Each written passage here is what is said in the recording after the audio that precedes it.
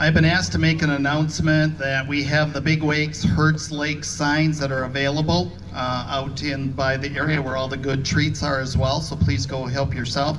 Pick up a sign. We have now ordered 400 of those signs, and that we're going through them. So they're going up in the community, and we're gaining support. And we thank you guys for voicing your support for this initiative.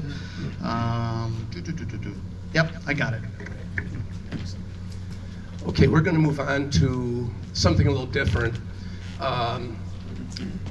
As we've been working with this research boat and doing some of this work, Rich and I fish, we run the tournament together. Steve fishes with us, and Steve had purchased a live scope.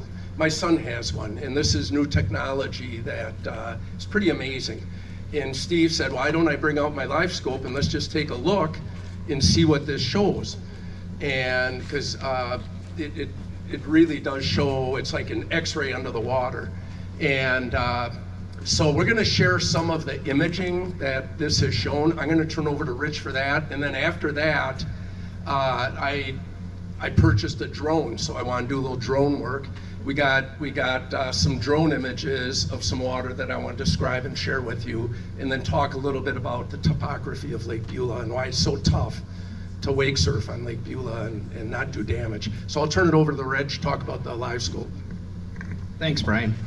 All right, so what you're seeing here is this is a screen of the live scope. Basically, correct me if I'm wrong, Steve, it's going out to about 70 feet. We're at about 14 feet here. There's something there at 30 feet out and about 5 feet down, whether it's a school of minnows. Go back to that last slide real quick. So normal sonar shoots a cone down. This forward-facing sonar, you have a bar down here and you have your transducers shooting straight out. So you're going horizontally instead of vertically down.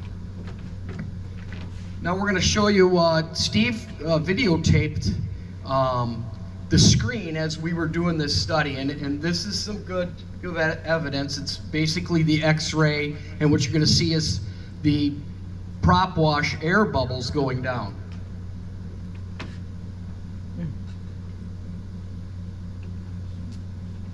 So this is a Wake Boat Pass. It's 10 feet there. This is from a regular pass. The last video was the startup.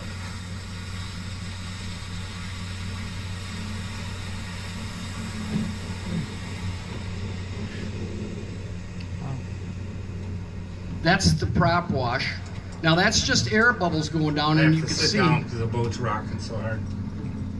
You can see how far it went down. This is approximately, what does it say, 16 feet here. So that's just the air bubbles. And then you see this lift up, that's coming off the bottom. When it compresses and it's pulling the sediment up, it's catching that coming back up.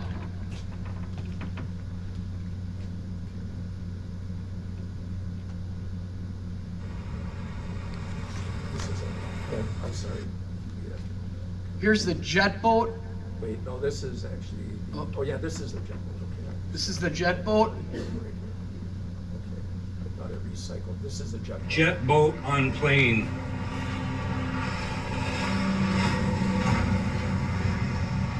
You can see it right there. And it's basically maybe 4 feet, 6 feet a little bit. Rich, can you, You go ahead. the big, yeah, that's the air bubbles from the diver. Oh, okay. So that's over that pass. That's air bubbles from the divers. So that's not from the jet boat. Jet boat on plane.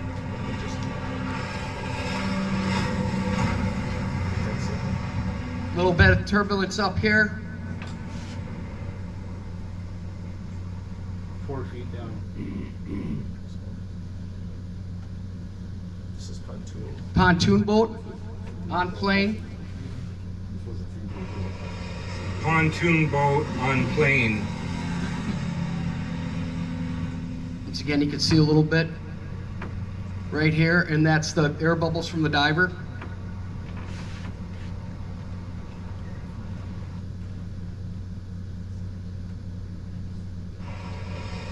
pontoon boat on plane.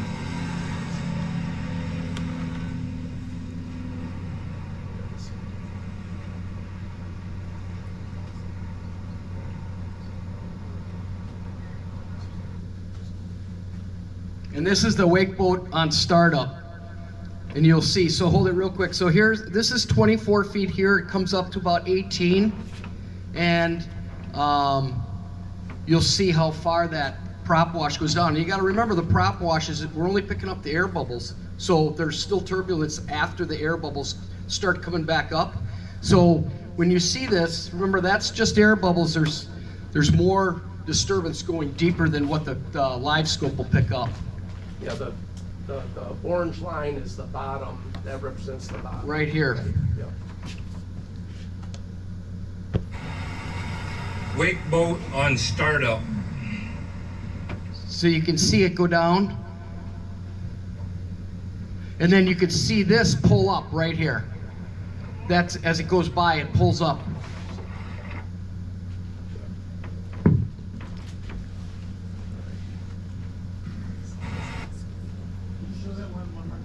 Sure. Yep. At startup. Yeah. I can pause it. Wake boat on startup.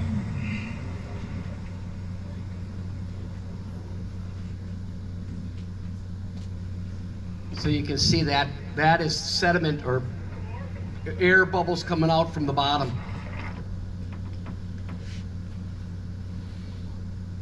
think that's the last one. All right.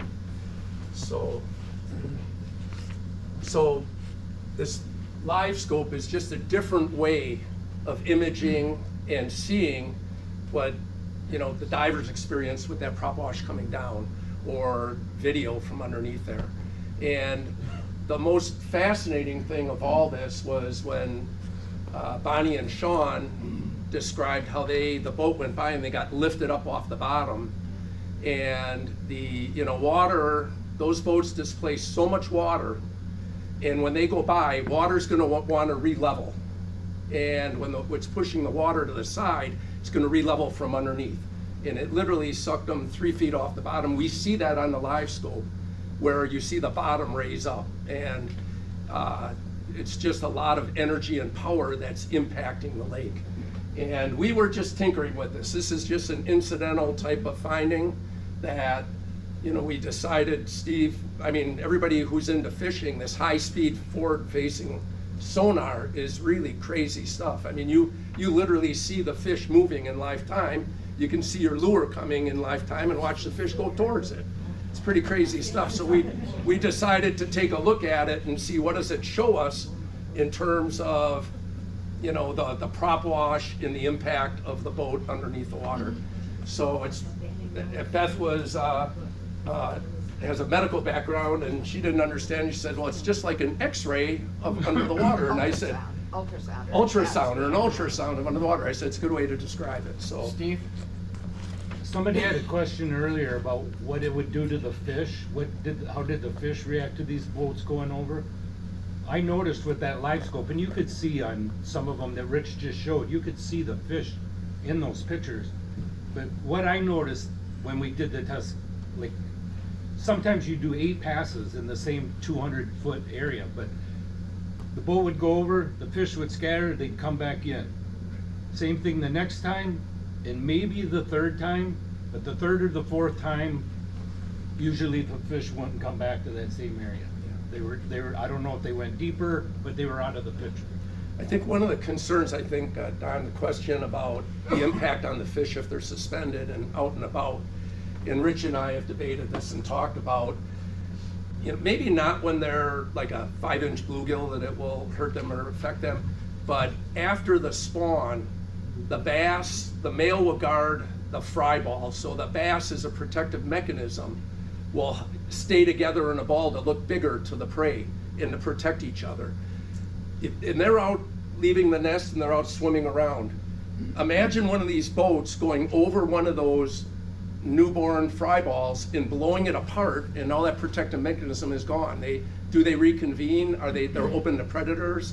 So it can have profound impact. Our Tuesday night bass tournaments, which we have records for 15 years, we've seen a drop in the number of fish that are being brought in the tournament.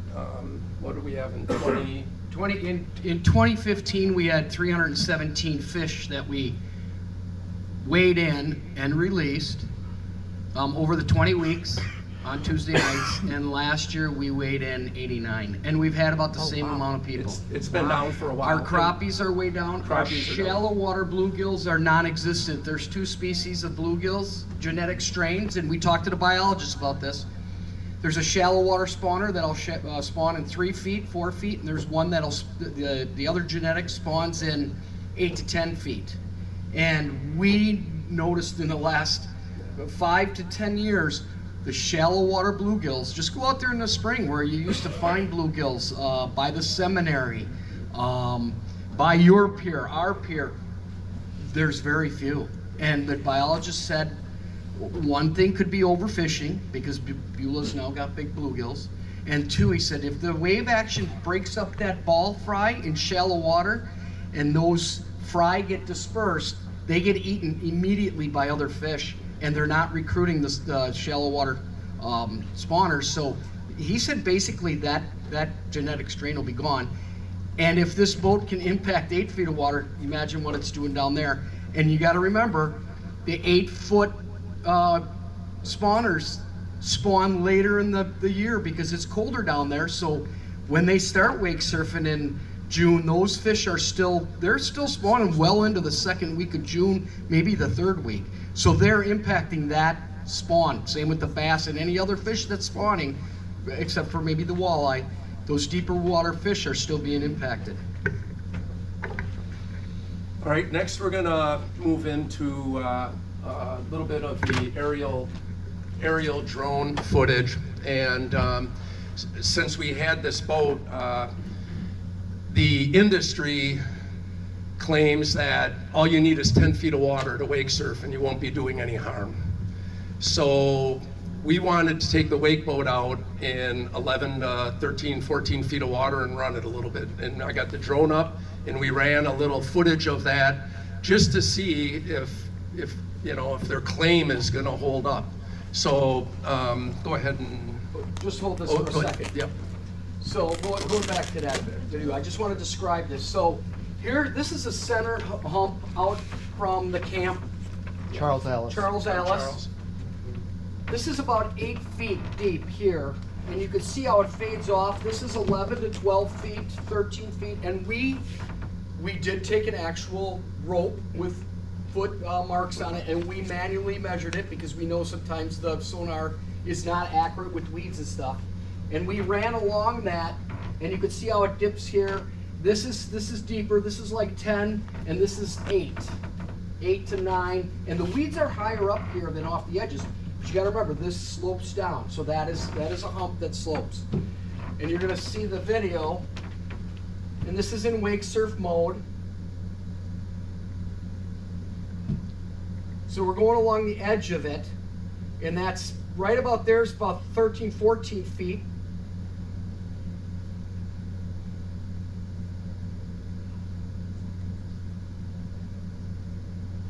What's interesting is it takes time for the turbulence to kick it up. So it's real delayed. A wake boat operating will be well down the lake. They won't even know that this has happened behind them. That's all sediment. And I mean, we live right across from the camp, and we're up on the hill. And 3 weekends ago, when they were out there surfing, that plume, because they don't know it's there. They go over last night, they were going over that all the time. That plume was 100 yards from a west wind. It was 100 yards out here.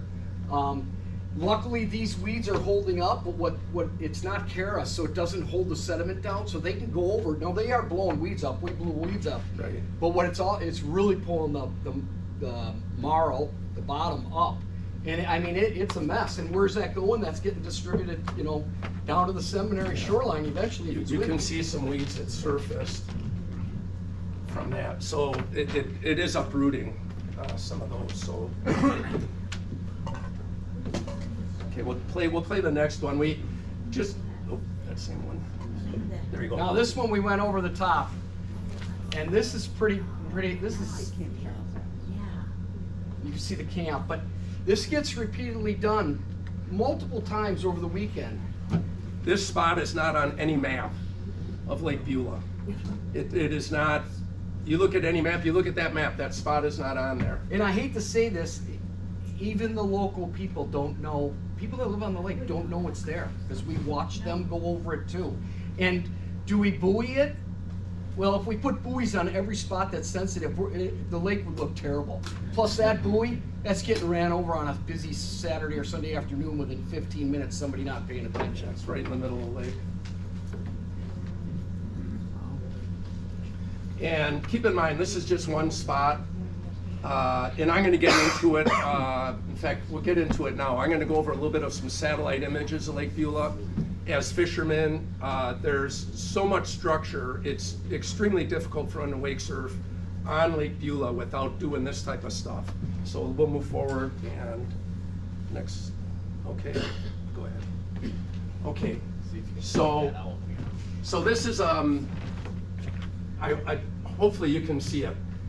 This is aft satellite image, the shaded lighter areas, like right in here, those are shallows, okay? Keep in mind this is coming from a satellite way up.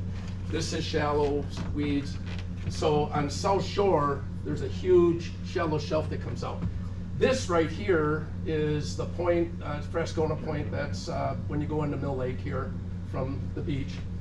There's a shelf here, that, and I fish this a lot, work this weed edge. I follow this edge, I'm going all the way out to here, and I'm coming all the way across here.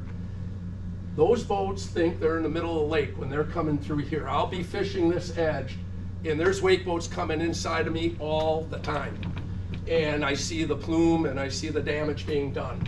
And it carries all the way out to here and through here. So, you know. That's like 6 feet, right, Brian? 6 feet deep? 6 feet, 6 to 7 feet. There's a deep basin here, there's another one here, but you can see that comes to a point, there's one little sliver, and I'll have another map that'll highlight even better, that is very difficult to hit if they're gonna try and go from one deep basin to the other. So the way Lake Beulah lays out is just a huge challenge. We had a guy in our bass tournament that had a wake boat. He said he'd be coming down there, a boat's coming his way, you have to go a little bit to the right, and he sees the plume go up, and he sold his boat. So he was like, I just can't do it on this lake. Next slide, and we'll just go through a couple more of the maps. This is West Bay. So here's the boat launch right here. West Bay, that's towards Stringer's Bridge. There's a hump right in the middle here. You may have seen the picture of it coming in. It's all scarred up. These boats are going, they're coming around, turning around through here. They don't even know that's there until they're on it, and by then they're already scarring it. This is Wilmer's Point.